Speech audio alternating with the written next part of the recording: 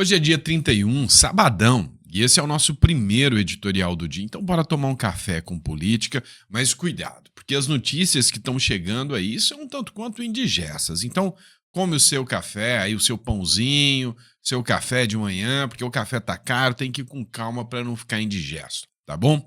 Vamos começar entendendo o seguinte. Eu vou falar, você finge surpresa. Um dos maiores escândalos de corrupção foi descoberto agora.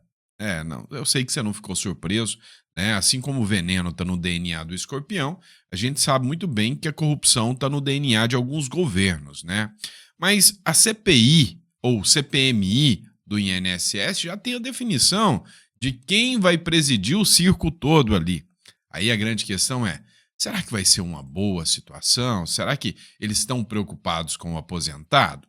Pois é, nós vamos falar um pouquinho sobre isso aqui, eu duvido muito. Outro ponto, a carta que o Donald Trump enviou para o ministro Alexandre de Moraes, que ficou em segredo lá com o Alexandre de Moraes, foi revelada agora pela CNN. E você vai saber de trechos chocantes dessa carta. Inclusive, a Ana Paula Henkel disse que as provas contra o ministro Alexandre de Moraes apresentadas pelo governo norte-americano são robustas demais. Também, né, um deputado do Parlamento Europeu também começou a fazer críticas contra o ministro do Supremo Alexandre de Moraes. Ou seja, será que a pressão está acontecendo? Tá acontecendo e muito. Outro ponto que a gente vai falar é sobre o posicionamento do próprio governo em relação à CPI, né, ou CPMI do INSS. Parece, né, só me parece, que o governo Lula não está muito satisfeito com essa CPMI, apesar de estar tentando dominar aquilo ali. O problema é o custo que isso vai ter para os cofres públicos. E por fim, mas não menos importante, tem ministro caindo. Tem ministro já mirando as fuças no asfalto. Vai cair de cara no chão e não vai demorar. E isso aí tá, né, bem visto, principalmente pela última notícia que foi divulgada pela Bloomberg Brasil. Tá? Vai ter ministro caindo e aí é mais um vexame para o sistema. Bora entender um pouquinho sobre isso? Então não esquece de se inscrever, curtir, compartilhar. É sempre importante ter vocês aqui, é sempre importante acordar num sábado para tomar café, para entender o que está acontecendo na política e poder bater um papo com os amigos aqui, beleza? Bora para cima? Então bora lá, nossa meta 2 milhões de seguidores. Só um recadinho rápido, pessoal. Muita gente está falando, Sandro, o seu editorial mudou, você está mais descontraído, brincando, trazendo uma leveza assim mais cômica, né? No formato dos editoriais, né? Você tá menos sério. Cara, você já ouviu falar é rir pra não chorar? É o que sobrou pra gente. Então, assim, eu tô mais descontraído. A cada tempo que passa, é aquele negócio, né? Você vai ir na casa do outro, a hora que você vê, você já tá deitando no sofá e pondo os pés pra cima. É mais ou menos isso. Então, cheguei quietinho, né? Bem mineirinho, bem no meu jeito. Hoje eu já chego aqui, brinco com você. Então é só pra constar, né? Nós mudamos um pouco o formato. E aí vocês me falam se esse formato mais descontraído tá melhor pra vocês, tá bom? Bora pra cima? Vem comigo. Pessoal, é o seguinte. Imagina se você fosse um fazendeiro. E aí, você quer descobrir qual é o animal que está comendo as galinhas. Você não sabe se é raposa, se é o seu próprio cachorro. Você não sabe disso. E aí, você vai escolher quem? A própria raposa para tomar conta do galinheiro. Aí é complicado. Olha só, o Davi Alcolumbre, né, aquele super gente boa com o Bolsonaro, o Davi Alcolumbre, que foi apoiado inclusive pela direita para ser o presidente do Senado, escolheu o Omar Aziz para presidir a CPI do INSS, né? O maior escândalo de corrupção direto contra o povo que já se viu na história. Sindicatos ficavam pagando de bonzinhos, olha aqui, ó, eu sou bonzinho, eu vou ajudar o aposentado, e estavam juntando dinheiro, cifras bilionárias, tirando do lombo do coitado do aposentado que já está com o sistema de previdência falindo, quase quebrando. E aí os caras só roubando. O governo agora deu uma ideia de gênio, né? Genial. Vai usar o dinheiro do aposentado, do pagador de impostos, para pagar o aposentado E aí os sindicatos que roubaram, você sabe quem é que vai preso? Você sabe quem é que vai ressarcir isso? Ninguém.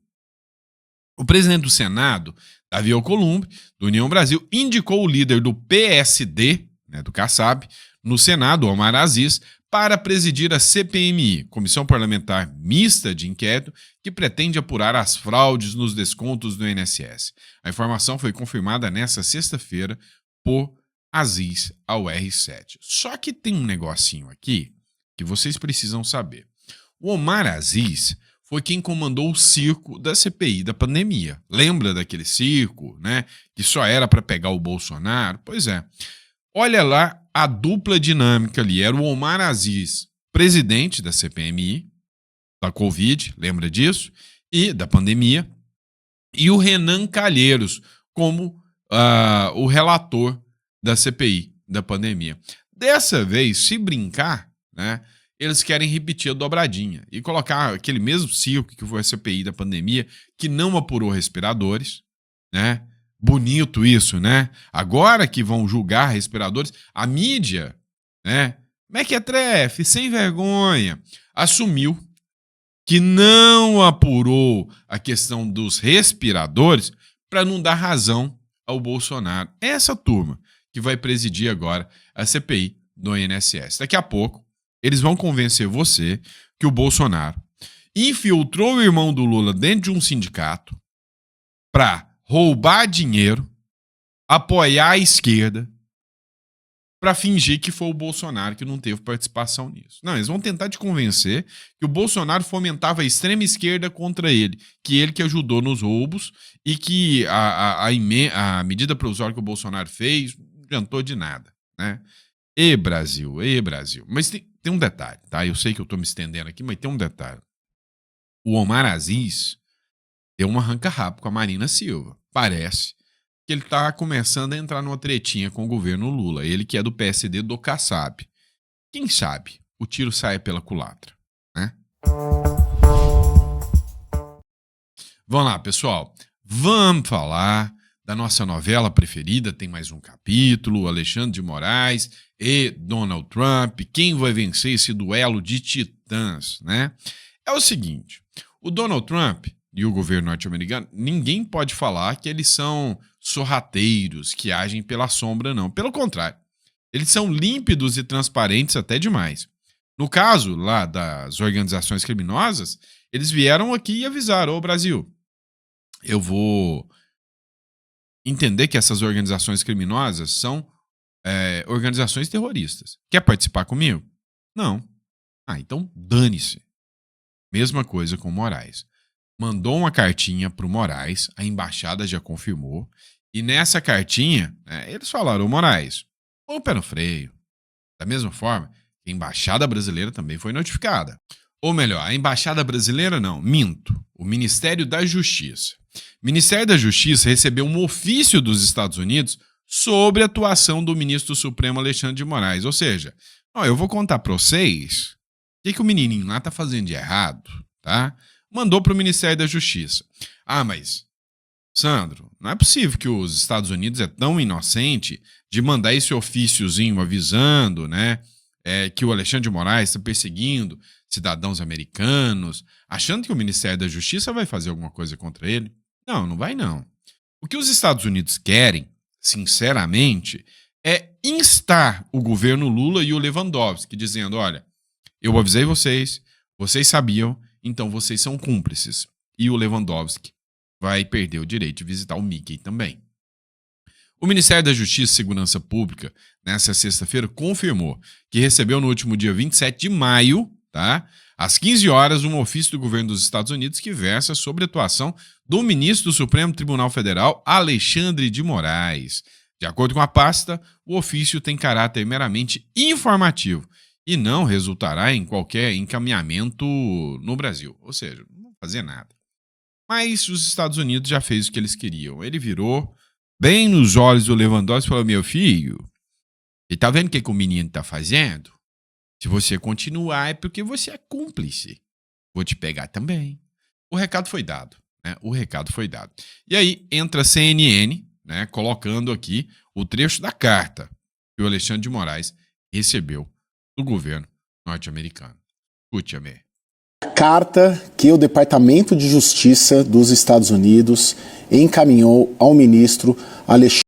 Gente, vocês perceberam, ou foi só eu que percebi, que o Caio Junqueira aqui, ele começou parecendo que tá contando uma fofoca. Gente, a carta que ele recebeu, Alexandre de Moraes, cuja íntegra nós aqui da CNN Brasil tivemos acesso agora, pouco antes de começar o WW. Essa carta foi endereçada no dia 7 de maio deste ano, passou ali pelo Ministério da Justiça do Brasil para ser finalmente remetida ao Supremo Tribunal Federal e ao ministro Alexandre de Moraes. É a nossa manchete, inclusive, agora do site da CNN, e a íntegra da carta está na manchete do site da CNN Brasil para quem quiser ler. Vamos lá, só uma coisinha. Essa carta foi enviada. Olha só a diferença. O Alexandre de Moraes mandou ordem direta contra o X do Elon Musk lá nos Estados Unidos sem observar o andamento pelo Ministério da Justiça. O governo Donald Trump mandou esse ofício para o Ministério da Justiça para depois ser encaminhado ao ministro Alexandre de Moraes. Deu para entender a diferença de atuação? E o segundo ponto, isso aqui não joga por terra de que a atuação do Eduardo Bolsonaro é quem está criando tudo isso, porque veio direto do Ministério.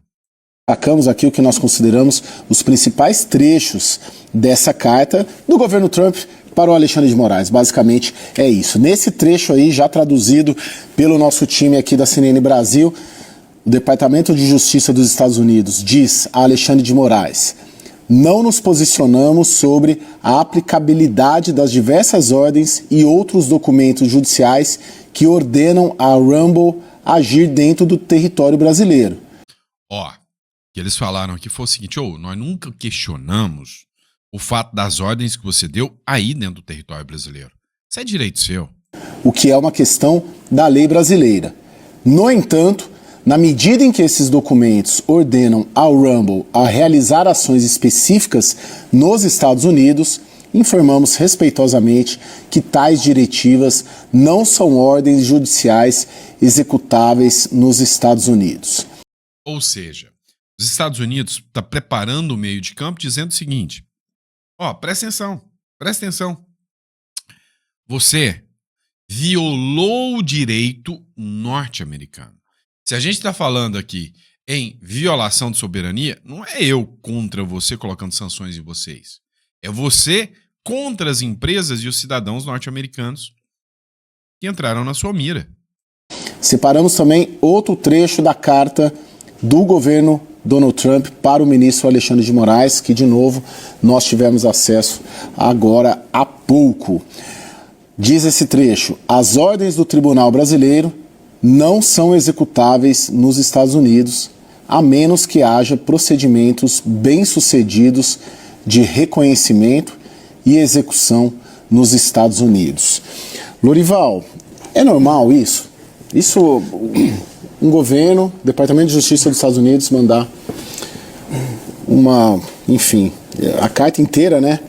Ela tem vários, quase que uma aula ali, né? Querendo falar: Alexandre de Moraes, você tem que agir assim, não dando uma aula, né? É isso mesmo, dando uma aula. Não é assim que funciona. Você tem que mandar via Departamento de Justiça, igual a gente tá fazendo para vocês agora. A forma como você está agindo. Eu queria saber se na sua experiência toda é comum ver isso. Bom, em primeiro lugar, parabéns pela apuração. Você usou aí elegantemente o plural majestático, mas foi você que conseguiu a carta, que é importante para a gente entender em que lugar nós estamos nessa situação entre Estados Unidos e Brasil. Eu nunca vi isso, principalmente em se tratando assim, de dois países que são parceiros, né, que têm uma boa relação e que são duas democracias, né?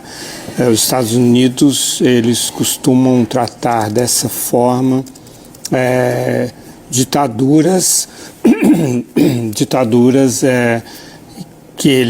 contra as quais eles têm uma série de críticas públicas já e tal.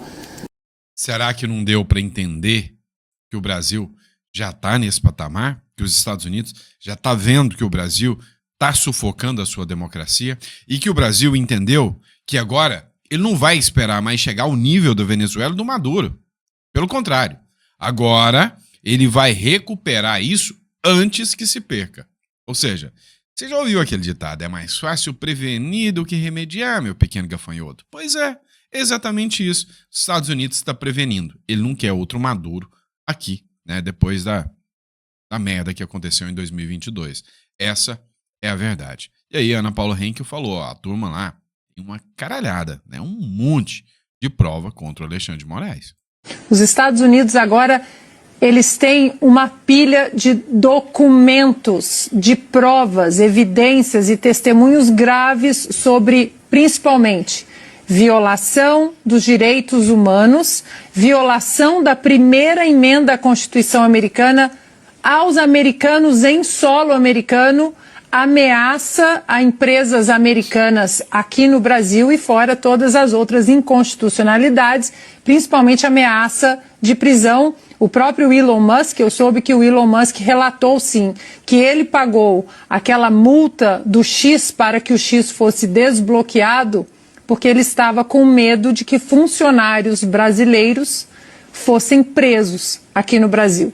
Ou seja, já saiu da esfera das negociações, porque as provas concretas para a assinatura dessas sanções, elas já estão todas coletadas. Pois é, pessoal, o jogo tá apertando. E aí, para encerrar aqui, para não ficar muito extenso nesse tema aqui, dá uma olhada nisso aqui, né? O Meio Independente acabou de publicar isso aqui, né? Tem 7 dias essa publicação. Eurodeputado polonês denuncia perseguição política contra Bolsonaro no Brasil e defende sanções internacionais contra o ministro Alexandre de Moraes dentro do Parlamento Europeu. Dominique, né, afirmou que considera as ações judiciais contra Bolsonaro como uma forma de perseguição política, comparando as práticas comunistas de repressão à oposição. Ou seja, no âmbito internacional, será que terá, né, adesão do discurso do Moraes ou do Trump? Tudo leva a crer que o Trump vai levar a melhor nessa aqui. Está escancarado demais o que está acontecendo no Brasil, não é? Vamos lá, mas vocês não entenderam o tamanho do buraco, não. O ministro do Lula vai cair e, assim, não vai demorar muito, não, né? Vamos lá. O que aconteceu? A Bloomberg Brasil, ela acabou de anunciar que fraude do INSS, corrupção, tá assolando o povo brasileiro. Faz cara de surpresa, faz. Você nunca imaginou que a volta do PT, o partido do mensalão, do petrolão, do pipinão, você nunca imaginou que eles voltando, a corrupção ia voltar. Não. Você nunca imaginou. Você nem imaginou nos primeiros meses do governo a Odebrecht voltando, né? Os acordos de leniência, o STF destruindo a Lava Jato. Você não imaginou que a corrupção ia voltar, né? Se você não imaginou, peraí que eu vou pegar um telefone aqui. Eu vi no Google hoje uma propaganda de um psiquiatra. Você precisa de psiquiatra, porque você já tá doido. Mas olha só, a Bloomberg falou o seguinte. Tem um índice, né, de aprovação que o país, né, passa. E esse índice de aprovação, o Brasil foi rebaixado. E um dos motivos, a fraude no INSS e o temor com a corrupção dispara no Brasil. E a popularidade do Lula? Vamos lá. O índice de desaprovação do presidente Luiz Inácio Lula da Silva aumentou em maio, à medida que a crise envolvendo fraudes no INSS ajudou a transformar a corrupção na principal preocupação dos brasileiros. A parcela da população que desaprova o líder de esquerda subiu para 54%, 4 pontos percentuais a mais que em abril, de acordo com a Latam Pulse, pesquisa realizada pela Atlas Intel para Bloomberg News e divulgada na sexta-feira. A aprovação caiu ligeiramente para cerca de 45%. A corrupção subiu para o topo da lista de preocupações dos brasileiros. A corrupção subiu para o topo da lista dos brasileiros. Alguma novidade? Quase 60% dos entrevistados a classificando como um dos maiores problemas do país, um aumento de 13 pontos percentuais em relação ao mês anterior. Os outros 40%, 60%, entendeu que a corrupção é o maior problema do Brasil. Os outros 40% devem ter dito que é o bebê reborn, né? O bebê reborn. E agora uma nova modalidade, o bebum reborn, tá? O governo Lula enfrenta dificuldades para administrar um grande escândalo no INSS, após uma investigação revelar descontos indevidos em fundos de aposentadoria e pensão que custaram bilhões de reais em benefícios a trabalhadores aposentados nos últimos anos. O líder de esquerda substituiu o ministro da Previdência Social após as revelações e agora tenta encontrar maneiras de ressarcir os aposentados pelas perdas. E aí, a ideia genial de ressarcir os aposentados pela perda, adivinha qual é a ideia genial do menino? Pegar o dinheiro dos aposentados para pagar os aposentados. É coisa de gênio, é inteligente, mas, menino, presta atenção. E aí, qual é a preocupação do líder do governo na CPI que pode apurar, né, sem sombra de dúvidas, quem roubou, né? São sindicatos de esquerda. Inclusive, os roubos, né, durante a gestão Lula dispararam, presta atenção, dispararam, sindicatos de esquerda, o irmão do Lula está envolvido num desses sindicatos, embora não seja investigado, a gente tem que ser sincero aqui, né? E aí, qual é o posicionamento do líder do PT? Então, por que não participar dessa CPMI? E Jacques Wagner me respondeu, eu tenho coisas mais importantes para fazer. Ai, ô aposentado, você que é aposentado tá me ouvindo? Imagina o líder do governo falando, olha, roubaram bilhões dos aposentados. E aí o líder do governo fala, tem coisa mais importante para fazer. Representa bem, né, o que tá acontecendo. E aí, tá, vamos entender. Vai cair ministro do Lula. O escândalo do INSS é um deles, né? Porque o Lula agora tá tentando inventar um modo de ressarcir o escândalo do INSS com dinheiro público para manter os sindicatos com dinheiro.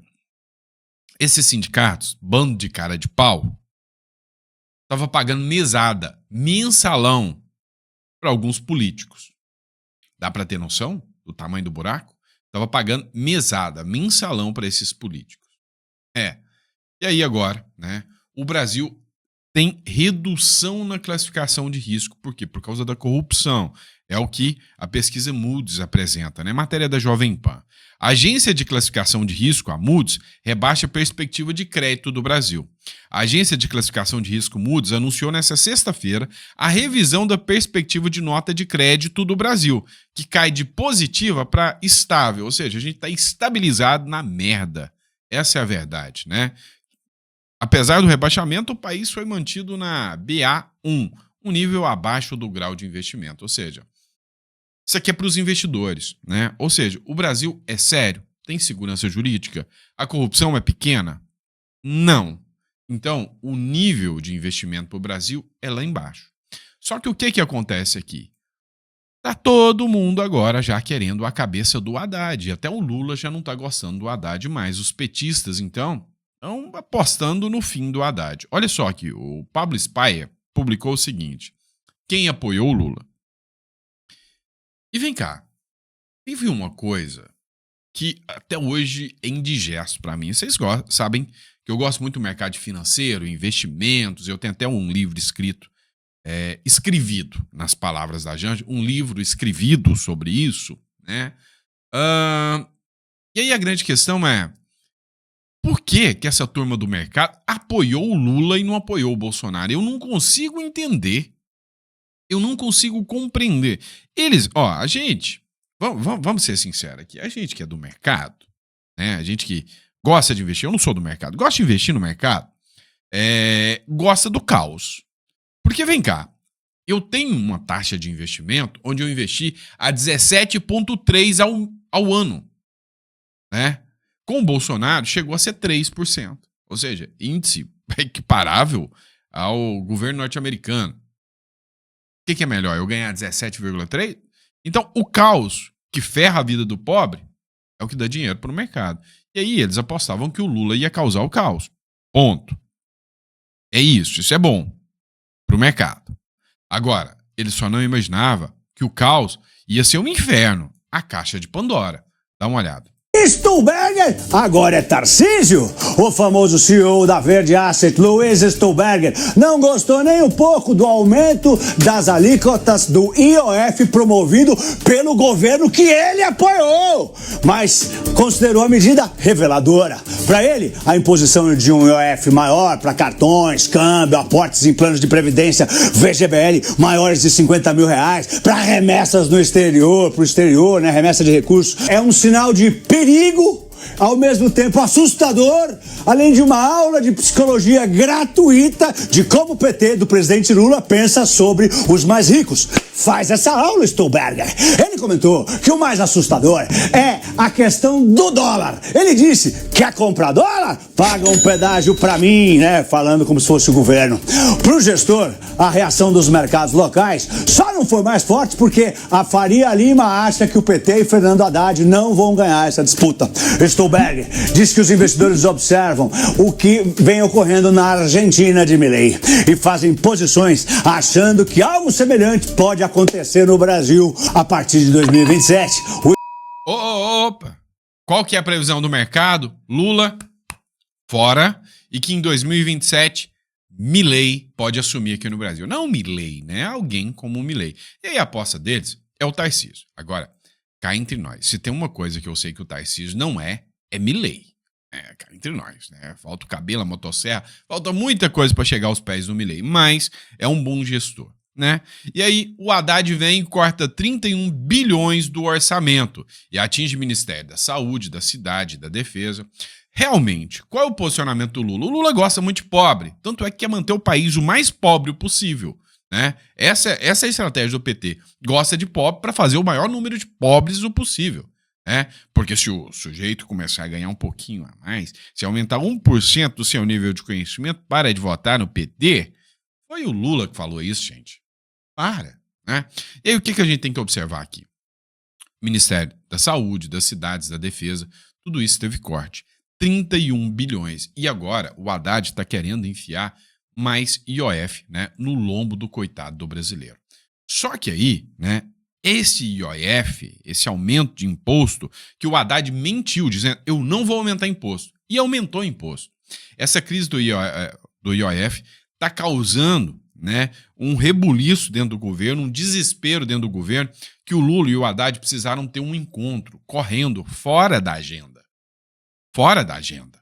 Por quê? Porque eles já apostam que a qualquer momento o ministro da Fazenda pode sofrer uma pressão gigantesca e que o mercado pode boicotar de uma vez por todas o governo Lula. A verdade é que o governo Lula não tem povo. O governo Lula não tem apoio do mercado, do empresariado, do agro.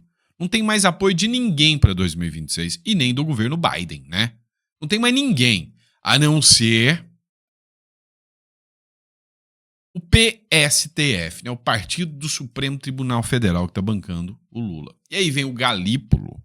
O Galípolo vem e diz: eu sou contra o aumento do IOF como medida arrecadatória. Ou seja, até o presidente do Banco Central, que o próprio Lula indicou, é mais bolsonarista do que o Lula imaginava. Não quer saber de papo com o Lula. Essa é a mágica da independência do Banco Central. E aí, resumindo tudo isso aqui, o Haddad está com a corda no pescoço, está por um fio. A qualquer momento ele pode cair. Olha só, o Economaster, né, ele publicou aqui, o Henrique Stetter, né? Os petistas querem o Haddad fora da Fazenda.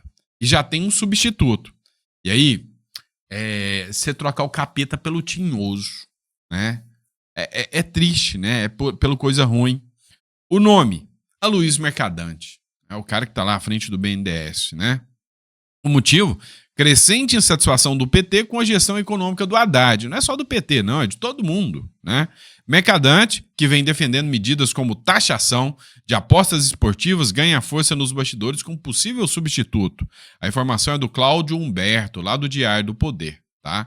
E aí o que os caras estão querendo? Trocar o Haddad, e é bem provável que já nas próximas semanas, tchau e benção, tchau, obrigado, tchau, Haddad, né? Não é bem o ministro que a gente queria que caísse, não, né? A gente queria outro. Mas, entretanto, todavia, contudo, o que a gente percebe? O sistema está falido.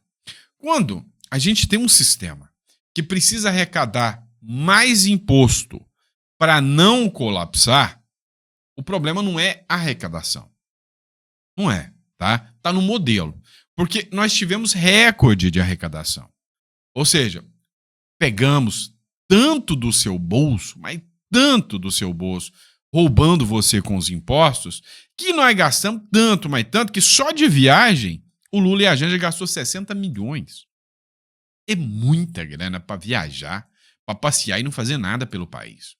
Eles não querem cortar a mordomia, isso é fato. Então não adianta eu arrecadar mais. Daqui a pouco, né? Igual eu te falei, o cara pode ganhar 1 milhão por mês. Se o cara for um perdulário, ele vai gastar 1,5 milhão. Não adianta. Eles não querem cortar mordomia, não querem cortar privilégio, nem os contratos viciados que a gente nem sabe para onde que esse dinheiro vai, né? Tem um probleminha aí, né, chamado corrupção, que é endêmica, né? Faz parte do DNA do escorpião. Ele quer sugar o máximo que ele conseguir do seu bolso. Então não adianta ele sugar mais, se a vontade é gastar mais. Agora, para onde que esse dinheiro vai, você vai descobrir em 2026. Em 2026, presta atenção no que eu estou falando, você verá esse dinheiro reaparecer. E aí você vai ver Lula à frente das pesquisas. Não tem como. Não tem como. Se o Lula estiver à frente das pesquisas, se o Lula tiver minimamente a chance de ganhar as eleições em 2026 no Brasil, eu só te dou 2 recados. Sai do Brasil ou foge do Brasil. Por quê? Porque, de forma justa, eu duvido muito que isso aconteça. De forma limpa. Ou segundo, pode até acontecer. E aí o problema do brasileiro já é psiquiátrico. E aí o problema do brasileiro é que ele merece, cada dia que o grosso entra nele, se escolher o PT de novo. Essa é a verdade dos fatos. Tá bom? E é isso, pessoal. Obrigado. Muito obrigado pela confiança, pela credibilidade. Vou continuar. Eu me sinto melhor. Se vocês não se importarem, né? Se aí deixar, eu vou me sentir assim. Eu sou assim no meu dia a dia, né? Então, assim, eu sou mais sério diante de um tribunal, diante do CARF, diante dos meus clientes, enquanto eu estou fazendo ali, né, as holdings offshore e a estrutura, né, societária dos meus clientes, das empresas que eu presto consultoria. Aí sim, eu sou mais sério. Dentro de casa, tá? Com a família, com os amigos. Eu sou assim, eu brinco, eu tiro onda. E eu me sinto já amigo de vocês. Então, se vocês não se importarem que eu fique mais informal, porque jornalista que fala sério, mas que não traz verdade, tem muito por aí, né? Então, deixa eu fazer esse papel aqui do meu jeito, tá bom? Se vocês não se importarem. Abraço, fica com Deus e até o próximo editorial.